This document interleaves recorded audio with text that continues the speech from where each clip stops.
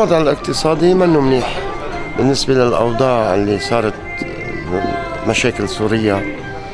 أكيد نحن نتأثر فيها. بالنسبة للتفجيرات اللي عم بتصير كمان عنا كمان أثرت كتير. عالم بتخاف، ما في حدا بيجي. Pas beaucoup de travail. It's very slow. Pas des touristes, pas des étrangers. En attendant le paix, non. Vous voyez? C'est catastrophique. Même durant la guerre, entre 75 et 90, on n'a pas eu ce problème. C'est la pire période. Vous ne pouvez pas imaginer.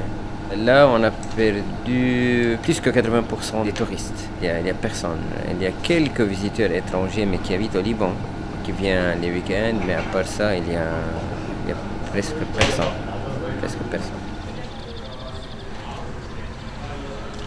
Les entrées et les sorties ont diminué, la moitié, au moins la moitié, en 3 ans. Les gens ont peur.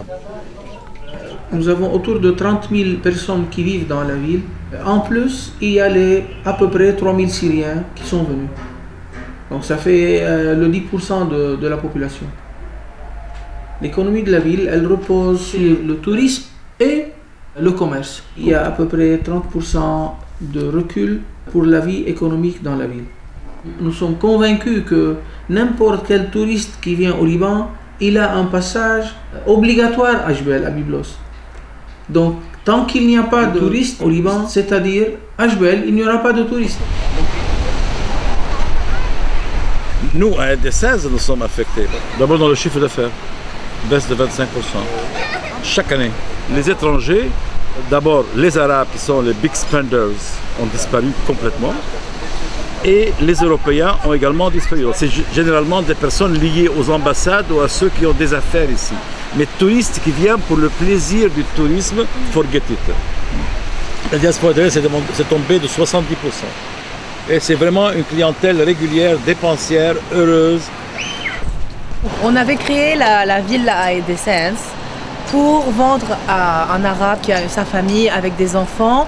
Donc c'est-à-dire c'est une petite maison avec 4 chambres inclus et un salon commun. On a été obligé de séparer chaque chambre avec un petit salon avec des murs pour la saison 2013-2014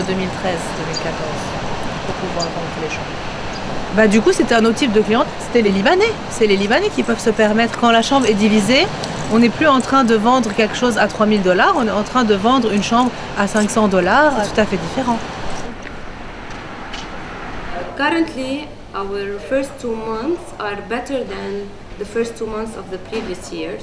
This is because we changed our strategy to focus on the local market instead of focusing on the external market, whether the Middle East or the European.